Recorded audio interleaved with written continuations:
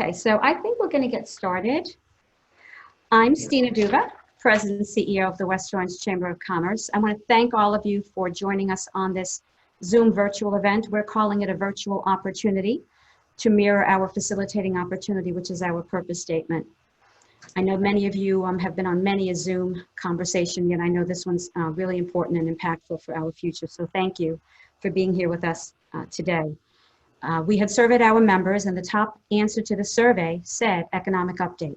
So we knew no one better to give an economic update than the Florida Chamber.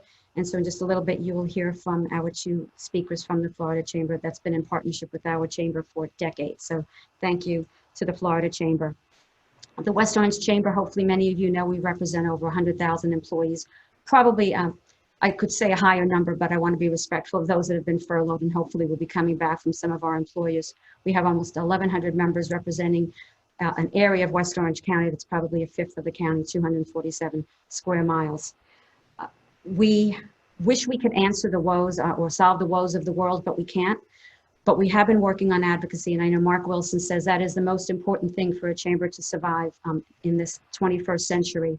And we've taken that seriously for many decades in this chamber. We have worked on state issues. We know that advocacy, being your voice while you're out doing what you do best, which is delivering the best service and product to your customers, is most important while we do our job, which is keeping that eye out on things that will either hurt your business or be advantageous to your business. Over the years, we've worked on the reducing the threat of expansion of gambling in our community, singling out paid sick leave just for Orange County. We've worked on the sales tax for brick and mortar for those that cannot compete with Amazon and those that are shipping in and not having to pay sales tax. Locally, you all know that we've helped in restoring Lake Apopka, which is an asset to West Orange County.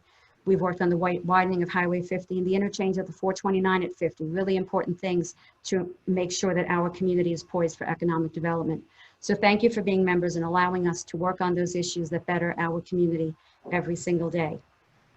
Today, we're here for Amendment 2, and I don't want to steal the thunder because I know Mark can better describe all the reasons why Amendment 2 is not good for the state, not good for any business or community in our state. So I'll leave that. The Chamber Board of Directors just last week did pass a resolution on opposing Amendment 2. When we take a position on an item, we fully vet it, and we've looked into all sides of it and are happy to have worked with the Florida Chamber to share the reasons why Amendment 2 is not good and that we ask you to vote no, and to share that information with everyone that you know, because it's polling really high, which means if we don't work really hard in the next 40 days to the election, that we have a problem. So thank you for that. I do want to thank all of our community and supporting trustees that are on, and those of you that have been listening, we know that Walt Disney World is on with us and SeaWorld is on with us. I see CenturyLink is on with us with our board chairwoman, Deborah Rios-Barnes with CenturyLink. Hi, Deborah. Want to make sure I'm extra nice to you. And we have Clinton with Computer Business Consultants. I'm not sure that we have anyone with Orlando Health, but we'll be hearing their sponsor message in just a little bit. June Engineering was to be joining us as well.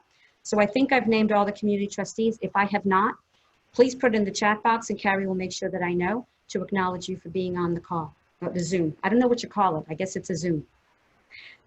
So I also want to acknowledge the elected officials that I know are supposed to be joining us, and if they haven't already done so, they will at some point. We have OCPS, Orange County Public School Board member from District 4, Pam Gould. We also have Orange County Commissioner from District 1, Betsy Vanderlei. We have Town of Oakland Commissioner Joseph McMullen. I know we have Artina Green, who works with Representative Camilla Brown, is on the call.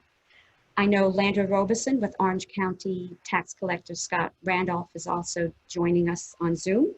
Again, if I didn't acknowledge you, please put in the chat box so that I can give you your due distinction and recognition today. So now I'm going to turn it over to someone that makes my life easier every single day. Krista Carter is the Vice President of the Chamber. And Mark, that's probably one of the smartest things I ever did, was make sure that I kept her when I got here, promoted her to Vice President. She went to IOM, so she knows a lot of stuff about the Chamber. She serves on the board with you for the Florida Association of Chamber Professionals, and she's the Central Region, I think it's the director. She organizes the Central Chambers so that we can meet for professional development and advocacy issues as well. And I know you serve on that board with her. So Krista Carter, the Vice President of the Chamber, will do our sponsor messages. All right, thank you very much, Stina, and thank you everybody for being with us today. I have a lucky about our sponsors, so let's get started. Our event sponsor today is Computer Business Consultants, a community trustee. You just heard Stina say that. Computer Business is a full-service information technology company offering a comprehensive suite of IT services ranging from IT managed services and security to innovative custom design solutions. Computer Business has a worldwide client base and a broad range of industries, including healthcare, law enforcement, financial, legal, real estate, logistics, government, U.S. military, and chambers of commerce. Serving Central Florida for more than 24 years, Computer Business is very engaged in the community and provides strong support for education in both Orange and Lake counties. They support the arts through the United Arts of Central Florida, the Orlando Shakes in partnership with UCF, the Enzion Theater, WMFE Radio, and NPR. Computer Business supports entrepreneurship and is an active trustee for both the South Lake and West Orange Chambers of Commerce and executive members of the Orlando Chamber. In addition to all of that, Computer Business manages the West Orange Chamber's IT, and we love them. When people ask me what keeps me up at night, I never have to say my IT. So thank you to Clinton and the entire team at Computer Business Consultants. Now, our series sponsor for today's event is Orlando Health, also a community trustee member. Founded more than 100 years ago, Orlando Health is recognized around the world for its pediatric and adult level 1 trauma program. As home of the nation's largest neonatal intensive care unit under one roof, the only system in the Southeast to offer open fetal surgery to repair the most severe form of spina bifida, the site of an Olympic athlete training facility, and operator of one of the largest and highest performing clinically integrated networks in the region. Orlando Health is a statutory teaching system that pioneers life-changing medical research. The 2,800-bed system includes 13 wholly owned hospitals and emergency departments, rehabilitation services, cancer and heart institutes, imaging and laboratory services, wound care centers, physicians' offices for adults and pediatrics, skilled nursing facilities, an inpatient behavioral health facility, home healthcare services in partnership with LHC Group, and urgent care centers in partnership with Care Spot Urgent Care. And the Horizon West Hospital will be opening in January of 2021. And in 2019, Orlando Health served approximately 133,000 inpatients and more than 2.5 million outpatients. During that same time period, Orlando Health provided more than $760 million in total value to the communities it serves in the form of charity care, community benefit programs and services, and community building activities. On behalf of more than 20,000 employees and nearly 3,600 physicians representing more than 80 medical specialties across the Orlando Health system, Orlando Health would like to thank the West Orange community for their support during their past several months. Orlando Health continues to provide the safest environment for giving and receiving care. Thank you for choosing Orlando Health, and thank you to both of our sponsors, and back to Stina. Thank you, Krista. I did forget one of our supporting trustees, Orlando Magic. So I'm not sure if JT or someone else has joined us, but thank you to Orlando Magic as well. I did neglect to mention that we are being recorded, and that if you have questions throughout the presentation, please put them in the chat box, and then we will sort through them and ask them towards the end of the program. So at this time, and this part I want to read because we've had to condense down the resumes of these two very impressive and important people from the Florida Chamber. So I'm going to read so I don't mess it up. So here we go, once I find it. Okay, our first guest is Dr. Jerry Parrish. Dr. Parrish is the Chief Economist and the Director of Research for the Florida Chamber Foundation. The Florida Chamber is the only state chamber in the country to have a chief economist on their staff full-time. Dr. Parrish is responsible for conducting in-depth analysis on the Florida economy and on solutions to help secure Florida's future. He has a PhD, that's hard to get, in economics from Auburn University, Dr. Parrish is also on the faculty of Florida State University. Go Seminoles for whoever likes them. I'm a Gator mom. And where he teaches Masters of Applied Economics program. And we also have with us, and I really am pleased to have Mark with us. I served on the FACP board with him. I've known him for many years. Just saw him last week at Fort Walton Beach. We survived Hurricane Sally. Don't worry, we're all okay. Mark serves as President and Chief Executive Officer of the Florida's largest and most influential business advocacy organization, the Florida Chamber of Commerce. And our chamber is a member of the Florida Chamber of Commerce and very pleased for that association. He leads the substantial political lobbying, grassroots, and economic research operations of the organization. The Florida Chamber focuses on creating a business climate that generates prosperity, high-paying jobs, vibrant communities, and global competitiveness in the state of Florida by focusing on job creation, 6 pillars of Florida's future economy, talent and supply, education, innovation, economic development, infrastructure and growth, leadership, business climate and competitiveness, civic and governance systems, and quality of life and quality places. I could go on and on, but I won't do that because I want to give them time to speak. His accomplishments are tremendous. I don't know how he and Dr. Parrish have kept track of all of the places that they have to be and just knowing what Zoom and I know sometimes in person. So thank you for giving us the time today.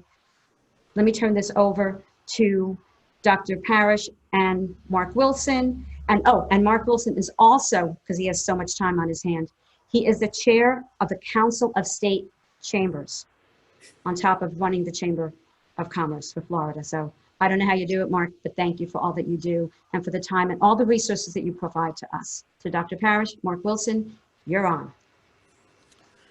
Thank you very much, Tina, and I'm glad to be here with everybody. And I want to show you a few slides. I'm going to share my screen here, I want to talk about the economy, where we've been, what's going on, what we can expect in the near-term future. But I always want to start with the Florida scorecard. This is where we keep score. We've got hundreds of thousands of data points. You can find it at thefloridascorecard.org. Every county has their own page. All the 6 pillars are represented. So literally there are layers and layers of info here, charts you can download, links to where the data comes from. And you can always contact me otherwise, through email or through the scorecard if you ever have any questions about data. But let's think about where we were before COVID-19.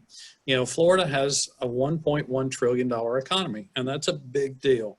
If Florida was an independent country, we'd have the 17th largest economy in the world.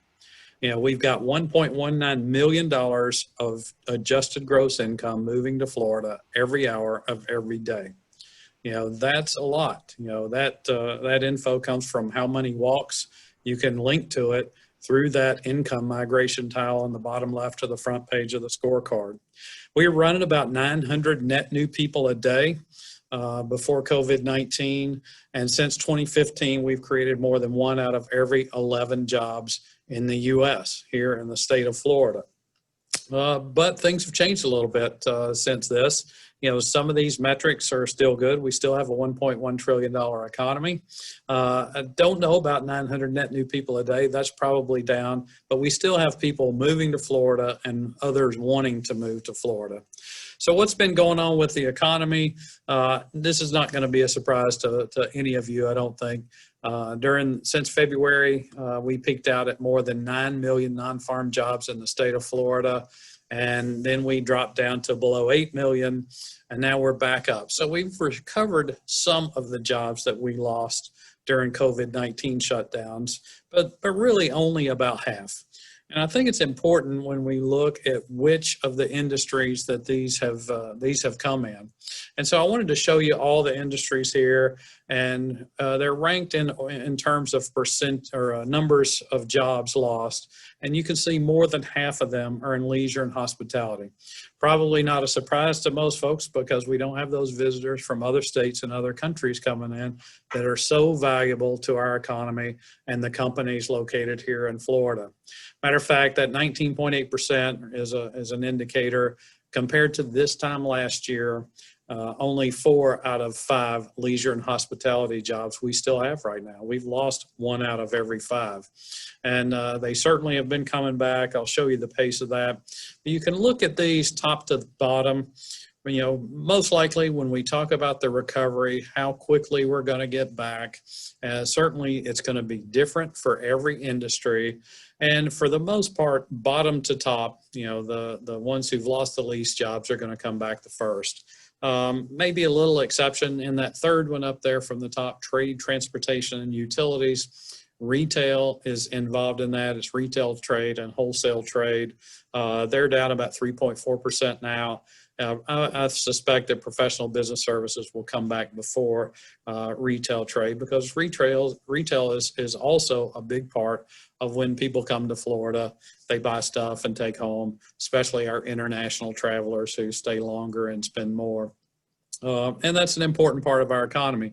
Remember that visitors to the state of Florida leave about $6+ billion in state tax revenue and more than $5 billion in local tax revenue. And so those folks from other places are really a big component of why we don't have to have a state income tax here in the state. Let's break down a couple of these categories. I want to show you a little more detail of where those jobs have been lost. You can see in leisure and hospitality, here's the two major categories. About the same percentage, but accommodation and food services, about 201,000 jobs lost year over year. Now let's break that down a little further. You can see the highest percentage is coming from our hotel industry, accommodations. 73,700 jobs, 38.1% down compared to where we were last year. Amusement parks and arcades down 33.6%. These are the August job numbers that we just got last Friday when they came out. Food services and drinking places, not as big a percentage, but certainly a whole lot of jobs at 126,000. Now, how have they come back since COVID has happened? I want to show you the month-to-month increases that we've seen. And these are seasonally adjusted. We get these from our Bureau of Labor Statistics. So you can see we were going along. January, we had a good month. February, almost no growth. And then we started losing jobs in March. And then the literal more than 1 million jobs lost between March and April of this year. We had when businesses started opening back up in May and June, nearly, 490,000, around 490,000 jobs came back, but the pace has actually slowed. As it's probably not a surprise to you. And we won't have the big numbers back until people feel free to travel. Fortunately, I see a lot of Florida families deciding to take vacations here in the state of Florida. And I know Visit Florida is promoting that. Now's a great time to take your family to some amusement park, a beach, anything attraction here in the state of Florida. And it's a great time. The weather's good now. It's cooled off a little bit, and it's not so crowded with all those people from other states and other countries. So I believe we're going to come back, average over the last couple of months of 60,000 jobs with a deficit of about 450,000. It is going to take a while. But let's look at the job change. I want to show this to you by county because I know you guys are interested here. This is a heat map on percentage change or on the numbers here. 74,000 jobs year over year in Orange County. Not the highest number. You can see Miami-Dade and Broward are higher numbers than that, but that is substantial, and that does affect your economy. No doubt with folks out spending money. A lot of small businesses are depending on this especially, but big businesses are too. Now, what does that mean in percentage terms? I wanted to do those same numbers and do a percentage number. So you can see in the, around 10% for the entire Orlando metro area year over year job change. That is substantial. There's no doubt about it. We have the list of people that are unemployed on every page of every county of the scorecard, and we track that. You can click on that and show a graph of how many of those people are, disappearing from that and therefore, going, in most cases, going to work. What are the unemployment rates? This one's a little striking because this one, I can't remember ever seeing such a big difference. in unemployment rates from county to county as we see right now. You can see the tile, 7.4% on the state level, and you can see the metro area of Orlando substantially higher. Not as much in Southeast as they have been, and we had a substantial drop in unemployment rate when we hit the August job numbers. A little bit of that is due to seasonality, but there are people going back to work. So what does that mean for your area? They asked me to talk about your area, including on a zip code level basis. And one of the things we have to think about is when people go back to work, how do they get back to work? Well, I always say it this way. When private sector or when private money goes to work, people go to work. So business investment is a really big metric that we look at up here when we're trying to look and see how many people are going to come back to work, where they're going to come back the quickest. So what I did was I looked at our economic and demographic research data that we get, and there's always a little lag. They have to collect the data and then analyze it and then put it out for everybody. So May of this year is the latest data that we have. But I want to show you May of this year compared to May of last year, what the business investment numbers look like on a dollar basis and then on a percentage change basis. So we get this by metropolitan statistical area, and you can see from May 2019 through May of 2020, the Orlando MSA is down 24.3%, and that's the biggest number. Not surprisingly, because a lot of that investment does come from, our hospitality industry, from amusement parks and other recreation that we have there. And, certainly there's some areas, in Brevard County, they're doing really well. They've got a lot of investment from Blue Origins and those space companies coming in there, a lot of expansion of manufacturing over there. But this actually is a pretty good predictor about how people will come back to work. I will tell you that I'm very convinced that business investment is going to come back to Orlando when we get more treatments for COVID, and then when we get a vaccine that's widely distributed. That certainly when we're talking about those 14 plus million international visitors, and once again, those are the folks that stay longer and spend more, that it really is going to take a vaccine for people to feel comfortable and us to get back to 100%. So what does that mean? I know we're here to talk about the economy, and we're here to talk about Amendment 2. Mark's going to do a lot of that. I want to look in the neighborhoods in your region and show something that we show all the time, and that's the under 18 poverty rates. And this is for the whole of Orange County. I'm going to show some detail here in a second, but to read this map, if you've not seen these, there's one available on our website right now for every single county in the state of Florida. I know that because I did all 67 maps myself and put them on the website. And what we show here on every scorecard under the quality of life is every county's under 18 poverty rate. You can see it's 22.5% in Orange County compared to 21.3 in Florida. And then that means there's 65,837 kids living in poverty in Orlando, in Orange County. You see that 10% goal in the middle? That's from our Florida 2030 blueprint. And that is our goal, to have less than 10% of Florida's kids living in poverty by 2030. And, I think that's important. I believe the Florida Chamber Foundation is certainly the only group in the entire country who has full-time people working on this issue. They're working with people who are adopting zip codes and working on the 10 root causes of poverty in these zip codes. I know some of them are in the Orlando area. But let's look at your region, the region that you cover. They sent me a list of the zip codes. Let's take a look at this because this is important. Out of that 65,837 kids, 22,753 of those kids in these zip codes that you guys cover live in poverty. That means more than a third of the kids live in your region that are in poverty. And what's the Chamber Foundation doing about that? I really hope that you were able to see our webinar a couple of weeks ago where we introduced the first of its kind in the country gap map that shows not only under 18 poverty rates, but it shows every public school in the state of Florida that has a third grade reading score, locates them where they are, where you can see not only the poverty rates and the number of kids, you can see every school's reading score, and not just the score. It'll tell you for that school there are 37 kids or 45 or 82, however many number, not reading at grade level. And our group at the Chamber Foundation have used that. Local chambers, businesses all over the state have used that.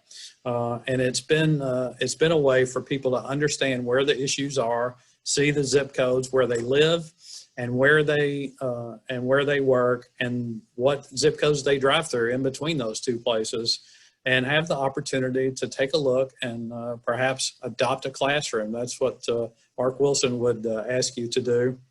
But we have that available. It's on the website now.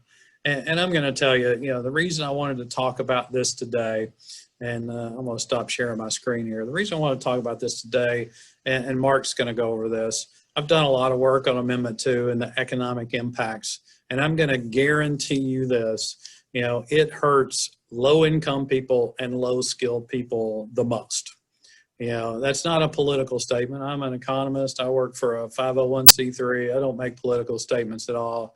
I'm going to guarantee you that when we're trying to help people, up here get into the workforce and get out of poverty, this is an absolutely important issue for our state. And for Florida to do this when no other state's doing it and put it in their constitution is something. There's a quote that I've used from the Wall Street Journal that it basically says going to a $15 minimum wage absolutely will put more people into, make more people lose jobs than people that will get out of poverty. But with that, I appreciate y'all's time. I want to turn it over to our CEO, Mark Wilson, here at the Florida Chamber. Mark, the floor is yours. Thanks. Okay, well, Jerry, thanks very much for that. Stina and team, thanks for the invitation today as well. I think what you just heard from Jerry really gives you perspective as to why the board of directors and my team here thought it was important to have a full-time chief economist. When you accept that the Florida Chamber's full-time role is to unify the business community to make sure that the right things happen in Florida so that we can grow our economy. When we have a term-limited environment in Tallahassee, people tend to think in terms of 1 or 2 years at a time until the next election. And what we're really trying to do in working with 200 local chambers of commerce in unison is we're really trying to think 10 years from now, where do we all want to be? What are our values and how do we unite together around them? So what I would like to do is Jerry just gave you the backdrop of what's going on in Florida, what's going on in Central Florida, what's going on in Orange County, and specifically what's going on in the zip codes that this chamber serves. What I wanted to do now is pivot our focus to the constitutional amendment on the ballot this fall known as Amendment 2. It's the $15 an hour minimum wage amendment. It's a little bit of a misnomer because it doesn't stop at $15 an hour. Once we hit 15, it forever goes up. It'll eventually be $20, $30, $40, $50 an hour. It will never end because it's in the Constitution and it's tied to inflation. So here's what I'd like to do. I want to quickly walk you through what we know and why we think this is a bad idea. And then I think the plan is to go right to Q&A, and you can ask Jerry questions, ask me questions. We'll go from there. So the Florida Chamber is obviously very focused on making sure the right things happen. And I just want to let you know, this year, we typically go to Orlando every October for our annual meeting. This is 1,000+ leaders every year, the governor, the cabinet, and several others. And this year, we're going to be fully virtual. So if anybody's interested in participating, we're going to be very much focused on recovering from COVID. But then also, we'll have speakers like Larry Kudlow and the governor and both U.S. senators and so forth. We're going to be talking about how do we reimagine the future of Florida's economy in a post-COVID environment. And the secret's going to be local businesses and local chambers really doing all we can to help take Florida where it can go. Jerry mentioned If we were our own nation, we would be bigger than Saudi Arabia. We would be the 17th largest economy in the world. Our goal by 2030 is to be the 10th largest economy in the world. And so that's what we're very focused on. Obviously, this minimum wage mandate in our Constitution is a threat to our ability to grow our economy and diversify our economy. So I don't think it'll be any surprise for you to know that we think this is a terrible idea for Florida. It's an even worse idea for the people who live in Florida who are trying to get that first job, second job, third job, and get the skills they need to make their way up. There are 6 constitutional amendments or proposed amendments on the ballot this fall. And Amendment 2 is the one we're going to talk about here today. We covered a lot of this in Jerry's comments, but if you look at the future of America, you really only need to look at Florida. Over the last 5 years, we've been creating, and this is amazing. I need you to think about what this means. But if you think of the last 5 years, we've been creating about 1 out of every 11 new U.S. jobs over the last 5 years. And not only is our economy growing, but we're now the 17th most diverse economy in the United States as well. And the truth is the Orlando market is one of the most diverse parts of the Florida economy. And so, we've done a lot over the last 10 or 20 years to make this a reality. The last thing we need is to put something in our Constitution that begins to impact that. I'm going to walk you through, why we think this is a bad idea. But first of all, I realize in a state of 22 million people and 14 million registered voters, there's an awful lot of change. And so not everyone knows, what is a constitutional amendment and what are we talking about here? So we're talking about on November 3rd, this is going to be on the ballot. People are already starting to vote, by the way. It was put there. There's 5 ways that you can put a proposal on the Florida ballot. We have the easiest constitution in the United States to amend, and part of that is because one person or one company or one special interest who has about $6 or $7 million can hire a firm to focus group a title that sounds really good. And you can hire out-of-state paid signature gatherers, bring them in and pay them a few $1 million. And in about 5 months, whatever idea you want to come up with, change the state flag, go to 3-day work weeks, whatever it might be. If you've got an idea and you've got enough money, you can pay to put it on the ballot in Florida. And that's exactly what happened here. Is the world's largest personal injury trial lawyer firm has put about $10 million into putting this on the ballot this fall. And I'm going to try to not make very many political statements, but the reality of it is there's a reason somebody who wants a particular person in the White House would have picked a presidential year to put something on the ballot that is so well liked by one party.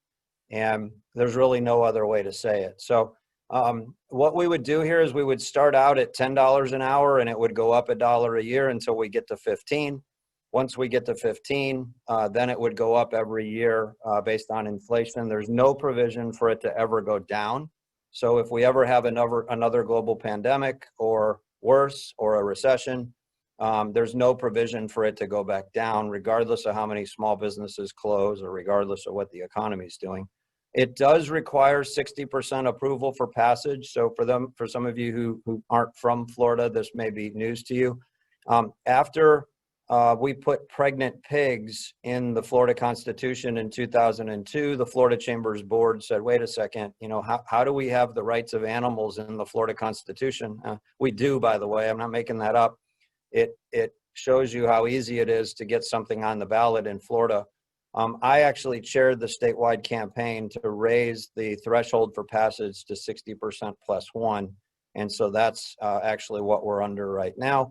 And I already mentioned this, but if this passes, which right now it's definitely going to pass unless we can get enough voices out there explaining why this is bad, we would have the highest minimum wage in the nation at $15 an hour on a statewide basis. And again, it doesn't end at 15, it goes up from there. I mentioned politics, and all I really want to show here is, and by the way, Stina, you can have this deck afterwards. So if your membership is interested in it, by all means, I'll get it out to you later. But what I wanted you to see here is it's a presidential year, and obviously, we have people like Bloomberg who says they're going to put $100 million into making sure that one candidate wins the White House. And they're going to use this constitutional amendment as a voter turnout mechanism. So whether you love the amendment or hate the amendment, just understand Florida is being used, our amendment process is being used as a voter turnout mechanism. But here's what's happened in Orange County from the 2016 presidential to now.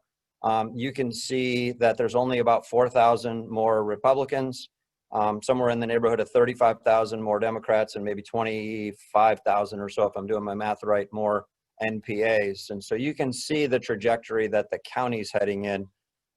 This is something that's been in the news an awful lot over the last month, and that's the whole idea of absentee or vote by mail.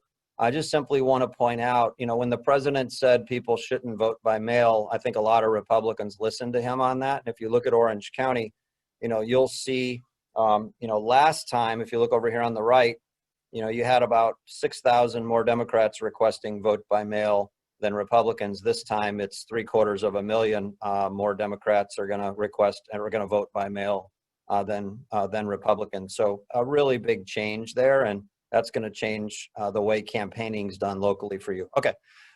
Also keep in mind the race is tightening for the presidential. It's certainly in Florida, it's within 2 points, which means it's within the margin of error. You should expect this. The rest of the country is very focused on Florida.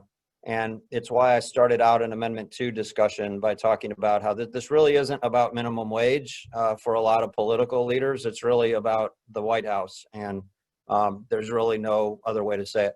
So here's what it looks like. And again, Stina, you can share this with your membership later, but Florida already has a higher minimum wage statewide than most other states do.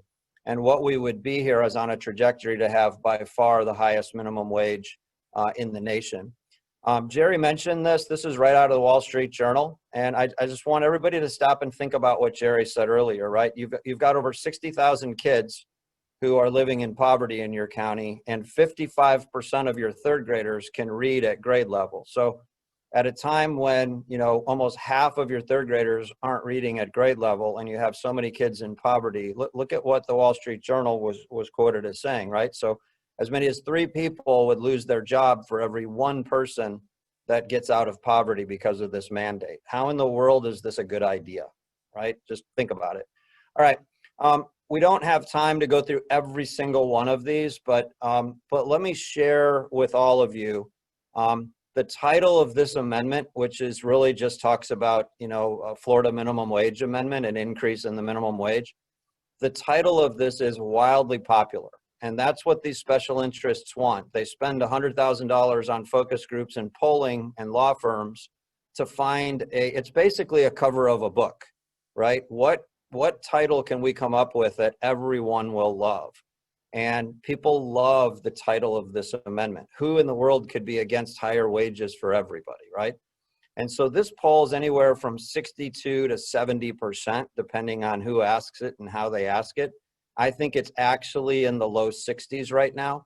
And so knowing that we have to get under 60, this is very much a winnable campaign, but it's only winnable if we all do our part to help get the word out. So if you look at all the reasons on the left why we think this is bad for Florida, from teen unemployment to it's bad for part-time workers, it's really bad for seniors on fixed incomes. And remember, 21% of our population in Florida are seniors.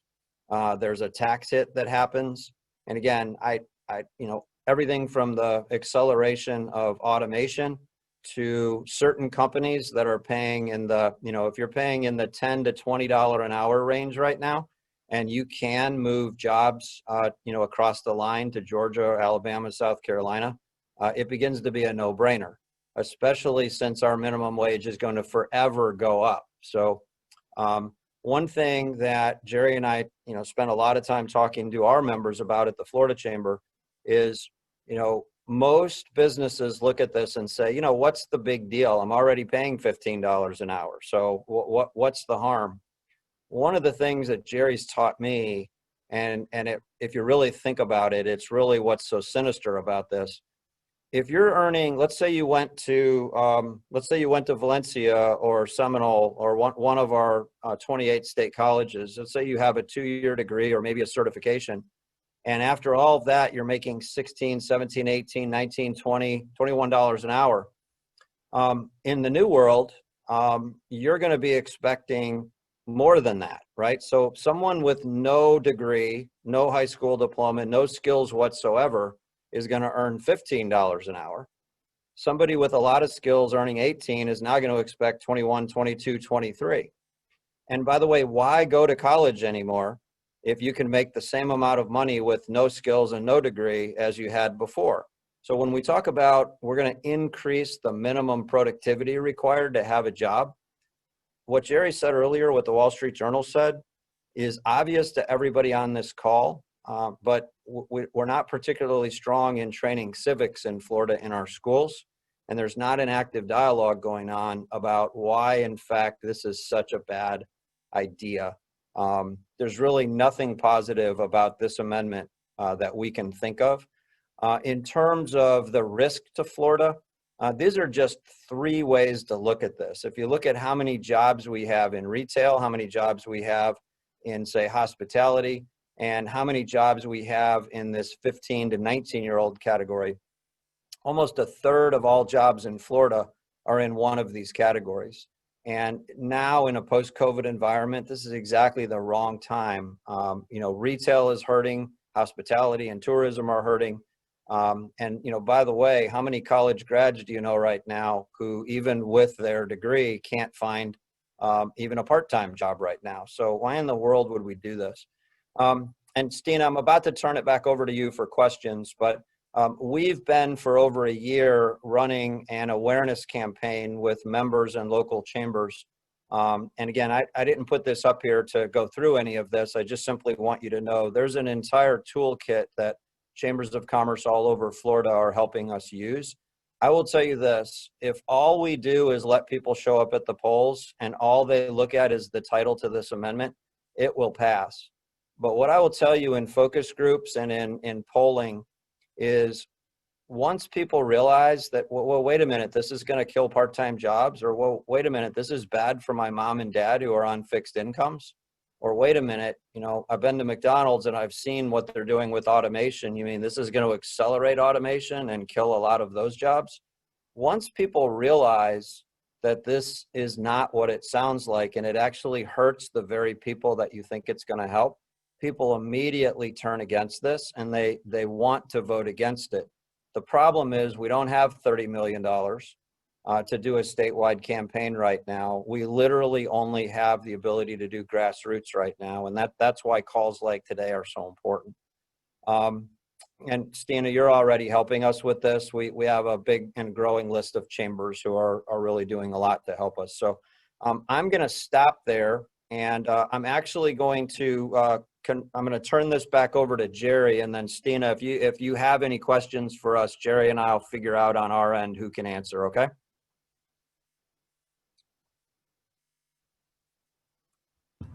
Okay, I think I've learned how to unmute on Chris's notebook.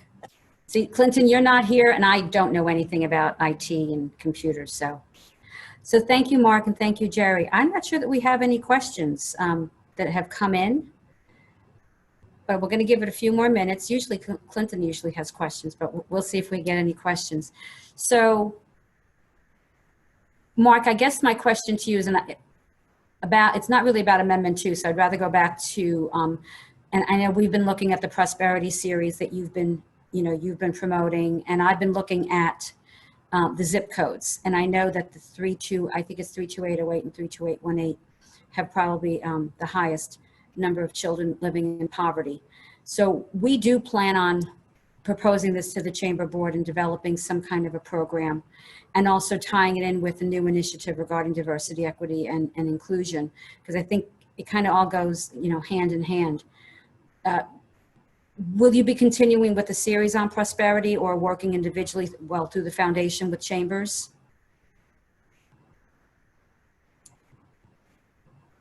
That one was for Mark, not Jerry.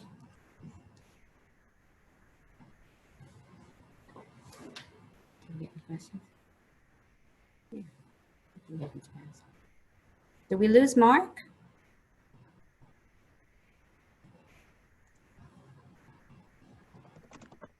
We might have lost Mark. Can we hear me? Yes. Okay. Hang on here. We're still here. We're having a little technical issues here. Oh, okay. Yeah, so I said a lot, but I think really the question is like, I'm struggling with what exactly we're going to do from a chamber perspective to work on the Prosperity Initiative, which I think ties in as well to diversity, inclusion, and equity, because poverty, we know it's in our young African-American children, the highest percentage that we have. So would I work directly then with the foundation to help try to determine? Okay. There you go. You're in. Okay, we also, I do know that we have a question from Clinton, but before we do that, someone before was interested in the summit. So what we will make sure that we do is we will include a link and a follow-up email to everyone to this Zoom today. So there'll be a recording of today, but we'll also give you a link to the Florida Summit that's happening. I believe it was October 20th to the 22nd. So if you want to register for that, you'll have that link to go directly to their website. And I appreciate you guys getting involved in all of that. I think what we wanted to do, because Clinton said that his question was too long, to put in the chat box. So we are going to call on Clinton Pownell with Computer Business Consultants. So Clinton, unmute yourself and we'll just ask the question. Hey, good morning or afternoon almost. Thank you. Yeah, it is. I wanted, really, Jerry, I'd like to hear some comments from you on this. First and foremost, I'm against this amendment simply because it's an amendment. And it does not belong in the Constitution, but then one could argue because of the way Florida is structured, we have a legislation by voter consensus state, which actually makes us a true democracy, but that's not what I wanted to have you comment on. But what I'm having some struggle with this as a business owner. First off, $10 an hour, I can't think of a job, even for a kid, that I would pay less than $10 an hour for in 2020. I mean, if I've got the neighborhood kid mowing my lawn, I'm going to give him $10 an hour. It's just not even, and as an employer, I can't see that.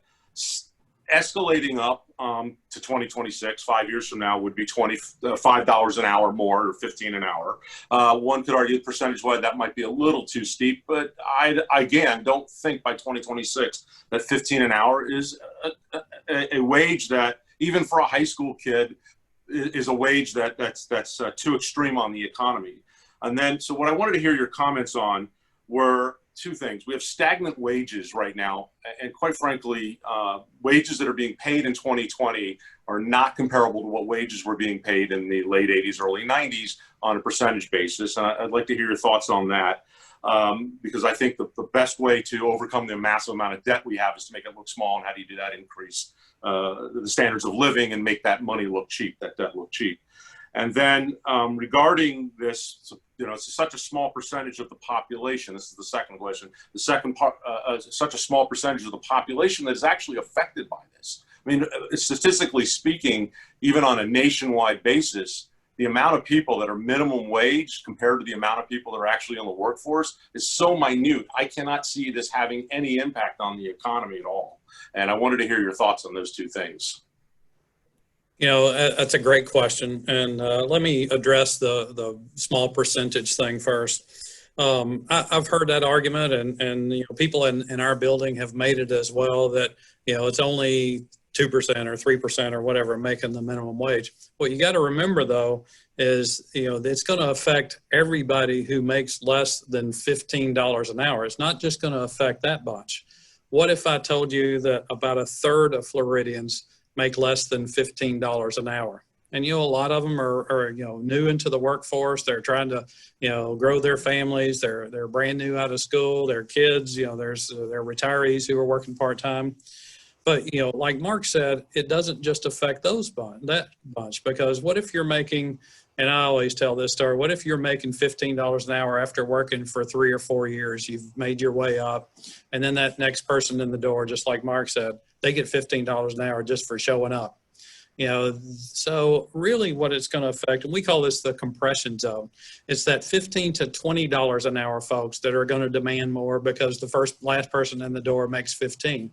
What if I told you more than half of Floridians that are working are in that range when you go all the way up to that? So then you're really affecting a ton of people. But really, I think the worst part of this is that those people trying to get into the workforce. What if you're a kid? What if you want to go out of high school and go get a job?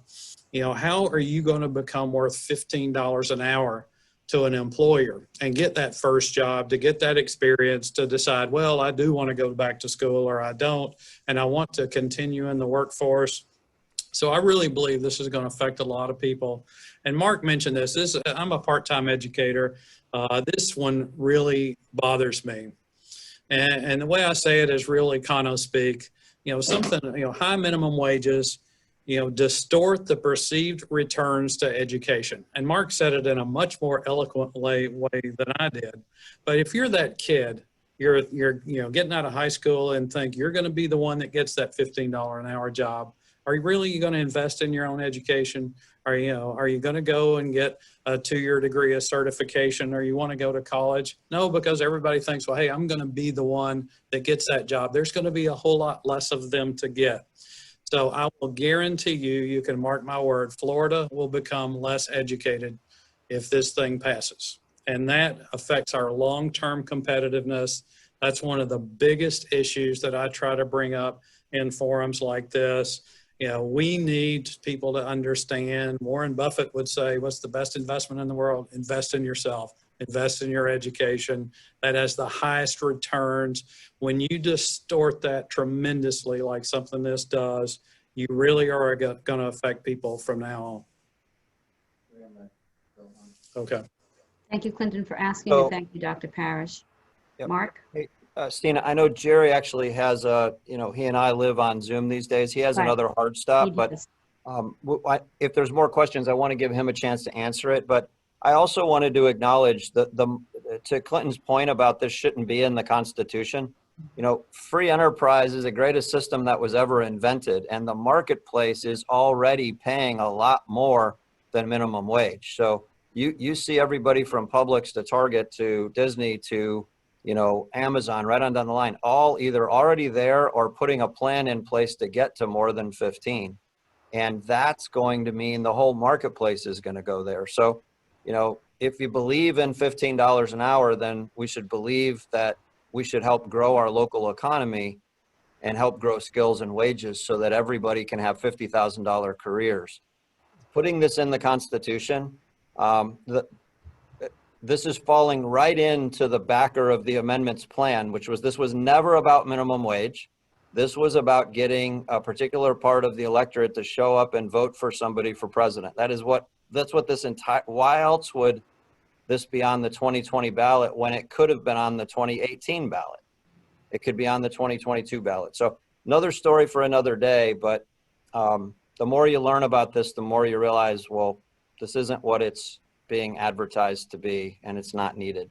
Anyway, I know you have other questions, and Jerry only has a couple of minutes. We do, and I know Jerry has to go, and I'm not sure which one I should ask first. Krista, did you see it? There's this one. The one from Tom? Mhm. Okay, Krista, you read it because your eyes are better than All right. mine. So this is a question from Tom Sheldon. At any lab tests now, how are small businesses supposed to survive if this passes? I employ employees that have to be certified and they get paid for that certification.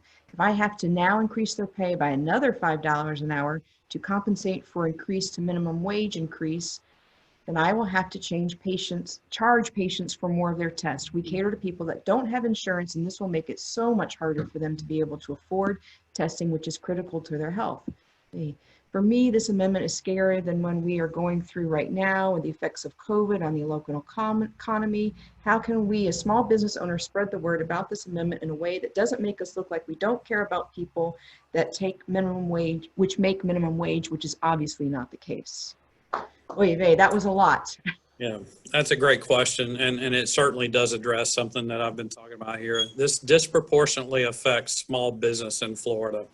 And with all the stuff that's been going on in COVID, one of the things that I've been in part of is a research project that we'll announce the results of at our Future of Florida Forum. So I encourage you to see that. It's actually the effects have been even worse than what I expected. before we started doing this research. We got a lot of small businesses that aren't going to make it, and you add on something like this to where those folks are going to have to pay more in wages, and it literally is going to put businesses out of business here in the state of Florida. It'll reduce the diversification of the businesses we have. That little favorite restaurant that you like to go to that's family run, those kind of folks are going to be disproportionately hurt. And I encourage you to work with the chamber and talk to your friends. I can stand here as an economist and say it's going to cost jobs and it's going to create higher prices for people, especially those on fixed incomes. Really what some groups have had is they've had their own employees speaking out why they don't want this minimum wage because it will change the way, and it's actually going to reduce some of them's pay. We've seen it in the servers and some of that groups in that industry come out against it. So, but anyway, you're right. It is going to affect small business disproportionately. And when you see the percentage of jobs that are created by small businesses, when I announced this on the stage at the Future of Florida Forum, I believe you're going to be shocked.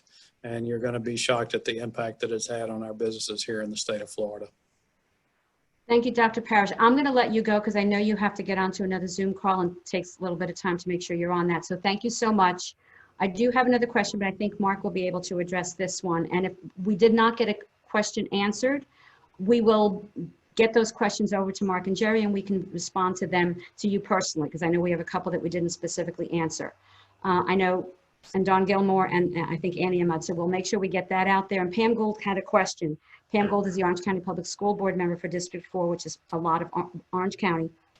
She wants to know what the Florida Chamber of Commerce has something, what do you have for businesses that you can supply to businesses and how they can support the K-12 education?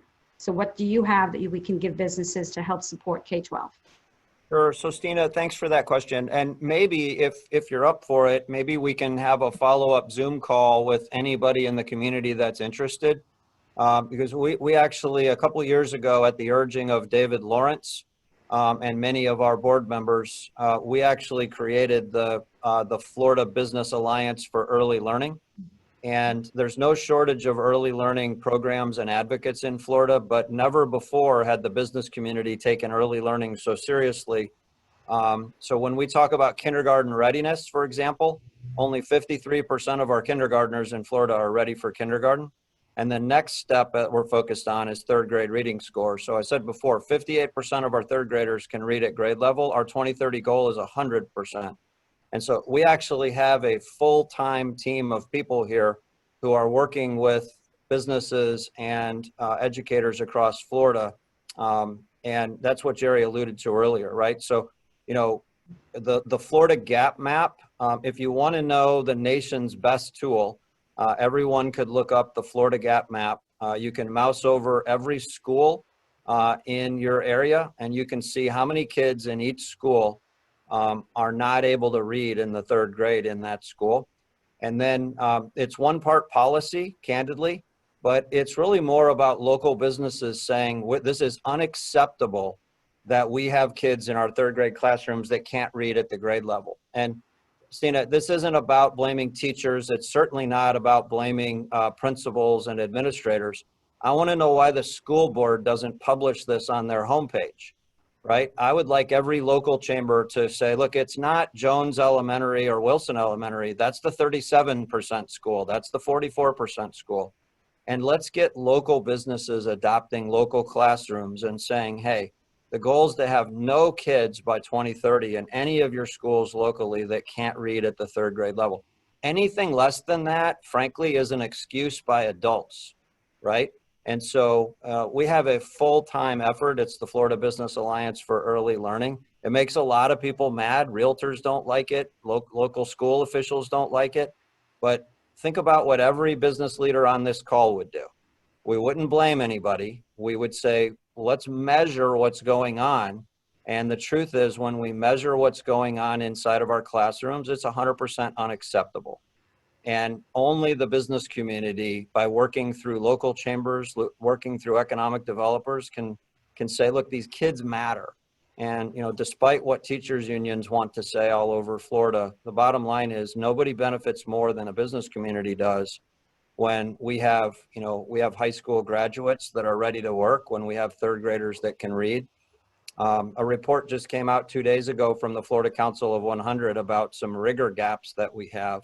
And I think that's something else we could talk about on a future call. So look, the good news is none of us need to be blaming each other for this, but we all need to be saying, hey, we've got some phenomenal teachers. I'd like to see school boards do more in the way of transparency on what's actually happening in the classrooms in terms of outcomes, because then the business community knows where can we help the most. And what's working in one community, might be able to work in another. So it's a long discussion. It's an overdue discussion. It's just like all we're doing at the Florida Chamber to lead on racism and social injustice right now. It's 5 minutes isn't enough time. So if you all are interested in a follow-up conversation. I wanted to chime in. This is Pam Gould, the school board member. Awesome. Hi.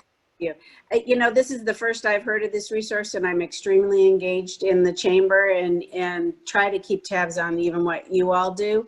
So I welcome to co-host a community discussion on this. And before that, Awesome. even have you present to the Central Florida Coalition, which has about 7 counties that get together, as well as our school board, because Awesome. we're very focused on this, and we publish on every one of our websites where kids are. We don't even use the state system for that. We created our own because we don't think we're measuring the right things in the state all the time. So Right. we're very open to, not shading any bad news, but really trying to look at it.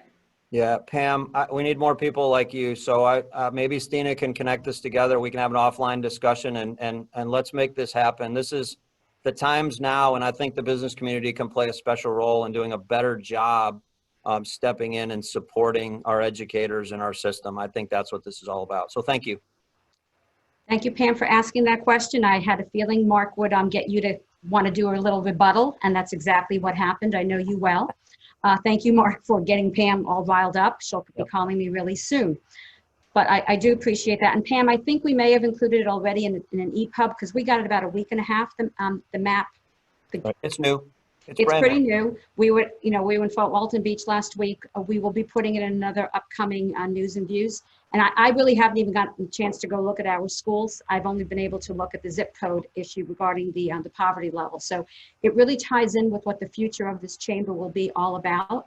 And I'm excited that we'll be able to put together a plan. And Pam, you're on our board, so I know you'll be really effective in making sure that we address these issues and getting the business community to be a solution to it. So thank you so much. I know there was one question Donna asked, and I think that the answer is, she said, what can we do to get the word out about Amendment 2? I really think it is using your social media, using your contacts, anything that you can do to get the word out, because this is all about people talking to people, because we're the ones that vote, whether we do it by early voting starting the end of this month, or whether we do it, by ballot in person. You got to get people to get out to understand why voting no. And I know some people can say, well, why don't you want the minimum wage? It helps everybody. You heard the reasons. They're on our website. We can share even more with you as a follow-up to this conversation. But it's pretty easy to just talk to people that you know. Use your social media platforms. Get the word out to everybody, because most people don't pay attention to these types of Zoom calls. And I want to thank Tom Sheldon months ago on our 3D committee, who said, when are we going to talk about minimum wage? So we knew the timing was right to be able to do this. And I want to thank Mark and Dr. Parrish for giving us a wealth of information today. I know that we will continue to work with you on this and many initiatives. Orlando Health, thank you for being the presenting sponsor. And I think we still have Zach and Michelle on the call, and Clinton and Annie from Computer Business Consultant, thanks for being the event sponsor. So I mentioned 40 days away before that's the election. So make sure you go to the chamber website. You can look under the initiative tab. That's where our political action committee has had endorsements regarding upcoming the races, some of those races. Their endorsements are there. They've taken a position on some other amendments to the Constitution as well as the charter. There's three votes on that one. One will be non-binding because the governor preempted that one legislatively. But we need you to go pay attention to what those are. So visit the chamber website. Stina, I need to run. I Thank need to you, run. Mark. I got to let somebody else use the studio. Thanks. Thanks, Happy sounds to do good. this again Thanks, Mark. anytime. Take care. You'll together with Pam. Bye. We also have a couple of other things on our website on the initiative tab, the foundation. Every year, our foundation collects money so that we can buy groceries for families in need. This year, we're doing a little bit more COVID friendly. We're just going to be buying gift cards from Target. Can't believe I just said that word. Walmart and Publix, forget the T word. Walmart and Publix will be buying gift cards from them, for them to give to families in need through 3 of the community centers through Orange County. So if you want to make a donation, go to the Chamber Initiative tab. We'll put that in the link too. You can donate through PayPal. Then we have a couple of other virtual opportunities coming up. We have Celebrating Extraordinary Women on October 22nd. We have a spotlight speaker teaching about team building on October 29th. Starting today, here's the deal, dining deals. We couldn't deliver Best Fest this year. We're not going to be able to do it at all this year. It'll be next, hopefully spring. But now if you want to support those restaurants that are always really generous, giving you samples at Best Fest, whether it's alcohol or non-alcoholic beverage or food, we have here's the deal dining deals. Go to the Chamber website, you can find it. Those are the restaurants that are participating. They were going to be in Best Fest. For every $10 receipt you email to us, or every social Google post that you do, it's a review, a Google review, a 4 or 5 star, you'll get an extra point registering you to win gift cards to those same restaurants, food and beverage people that are participating. So that'll be in the follow-up email. And I think I got through everything, but I know you guys want to go because you probably want to eat lunch. Best place to do it would be one of our chamber members. It was going to be in Best Fest. Email that receipt to us, Google review. Thank you so much. Did I cover it all? I got it. The team said I got it. So thank you so much to everybody. Be safe, wear your masks, and go vote.